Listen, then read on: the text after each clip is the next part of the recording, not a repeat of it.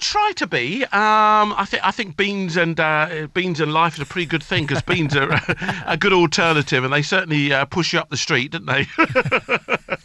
I mean, you made your name really on Ready, Steady, Cook, and we kind of fell in love with personality. It seems to me being a genius isn't enough on TV. We've got to kind of like the person that's delivering the goods. I think there's an element of truth in that, actually, because there's a lot of people who do have that ability to kind of, be professional about what they're doing. And I'd like to think that, because I've been around for about 20 years, because I share something. It's not that I set out to be a little bit different. I just like to, I like people.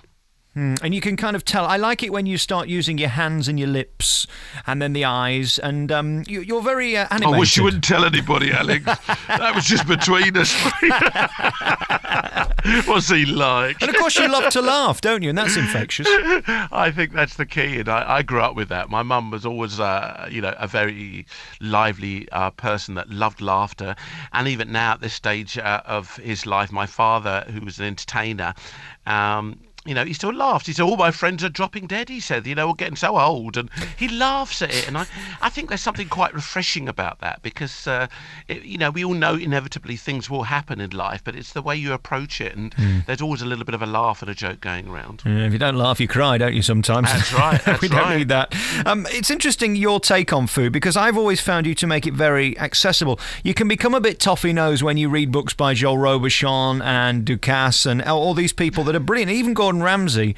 I don't know how many of those recipes I can actually recreate in my kitchen. I think this is something that we all have to decide, what we want, who inspires us. And people often say to me, who's your favourite, who's the best one on TV? And I'm saying, whoever inspires you, because that's what we want. So it doesn't matter whether it's a Nigella or a Nigel or an Ainsley or a Jamie or whoever, whatever person just gives you that little bit of fillip, that little bit of confidence. And quite honestly, Alex, I think that I liken it to when I was at school, the teachers that made me smile, the teachers that made me feel comfortable. I really enjoyed being in their lesson, and I didn't only hear them, I listened to what they were saying, because sometimes you can hear someone, it goes in one ear and out the other, but if you actually listen because you're having a good time, you're enjoying yourself, then you're more likely to learn something. And that's what I kind of link it with, certainly when I'm cooking on TV. If you're enjoying yourself, you're taking it in a lot more easier. You don't feel like someone's pointing the finger at you and saying, this is how you will do it.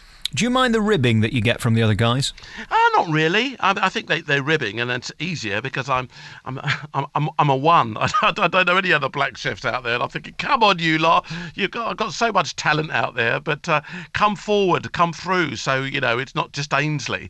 So it's easy, isn't it? It's easy to sort of point at someone like me, but I think the fact that I've been around 20 years proves that my longevity and the relationship I have with the public. Do you think they're really ribbing you because you're black, or just because you're different and fun and upbeat and do it in a different way to them? A bit of everything, really. It's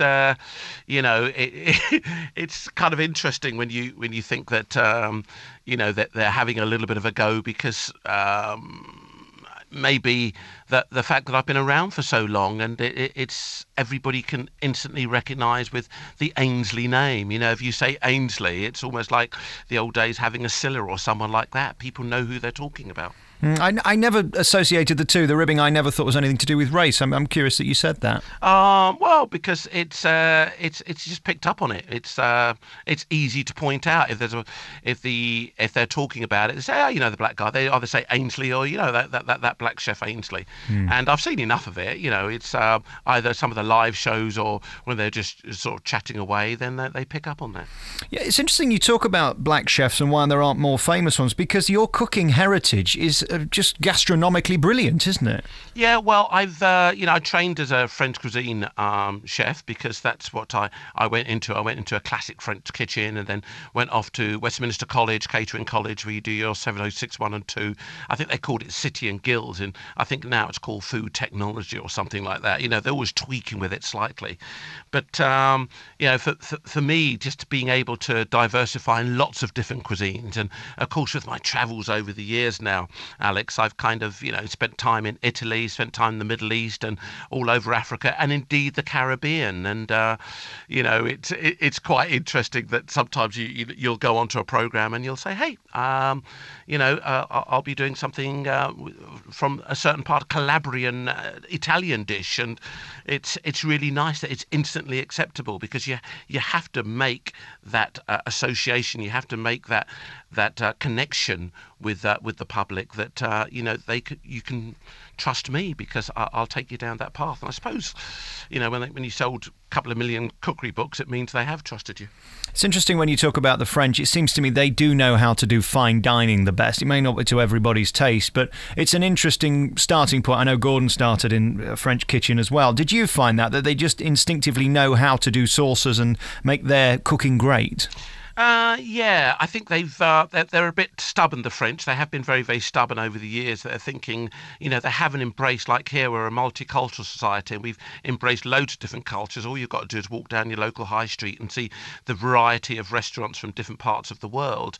Whereas the French have been very stubborn, saying, no, this is the way we do it. I think the only flexibility that they've sort of taken on board recently is that they might have said, okay, we're going to use less cream and less butter. We might be using a little bit more oil, and lighter oil dressing, which kind of links us into, what we're talking about today, that the fact that the traditional Sunday roast is not, I wouldn't say it's no more, but I linked up with the Ertka, Dr. Ertka people, and they've discovered, this is nationwide, mind you, Alex, we're not just talking about one specific part of the country, that 77% of Brits admit that they would never cook a Sunday roast now. And so, times are changing, because it's something that you link with families getting together, don't you? Every week you went home for your traditional Sunday roast. Oh, and I love it as well. I'm maybe old-fashioned, but I love it. Even today, I'm going to go and cook a pork joint and get me stuffing going and my sweet potatoes in the sauce and all of that business. There's nothing wrong in that, mate. I don't think it's completely lost. I think what they're actually saying now, instead of doing it every Sunday, they're just doing it once a month. And so people just want a lighter alternative now. They just want less fat. It is an age thing. If you're 55 plus, you're probably still going for your traditional roast, but anywhere from sort of 30 odd, 34 plus, then I think that kind of mood is changing. We all want to be healthier and just look a lot better, especially this time of the year. We all know that 20 years ago, the only time you went out for a meal was maybe birthdays or celebrating an anniversary or something like that. But now, or otherwise it was a Friday or Saturday night. But now people don't even think about it. You go out when you want. You can leave work and think, oh, let's pop out. And I know there's been a downturn in the economy, so whereas people would eat out 2 or 3 times a week, they might be doing it once or twice now. But they like to go out to eat, and even your local pub is dishing up much, much better produce, local produce quite often, which makes it really, really exciting. Or if you are cooking at home, you want a lighter alternative. You want food that's, still satisfying, but it's got less fat in it. Can we finally end and talk about Can't Cook, Won't Cook, which everybody seems to love and fall in love with? It's a place where you can leave your brain at the door and just enjoy yourself. There's a lot of nonsense going on in the world. Thank God for you, Ainsley Harriott. Yeah, I know. It's kind of... It's one of those areas, Can't Cook, Won't Cook, that just remains, or one of those times in life that just remains in people's kind of heads. They always the amount of times they still come up to me and say, Can't Cook, Won't Cook, Ains, and they loved it with Susie Salt and Percy Pepper. And I thought they were showing something on YouTube. And so I was looking at you the other day on YouTube, and it just makes you realise how much fun we did have on that programmes. And the great thing about Can't Cook, Won't Cook was that it brought people's attention to the fact that, I'm as bad as everybody else out there. And so, we got rid of that embarrassment, and we were then able to move on, because you said, God, I'm that bad, I've got to do something about it. You know what I mean? Thanks, Cheers. Ainsley. God bless.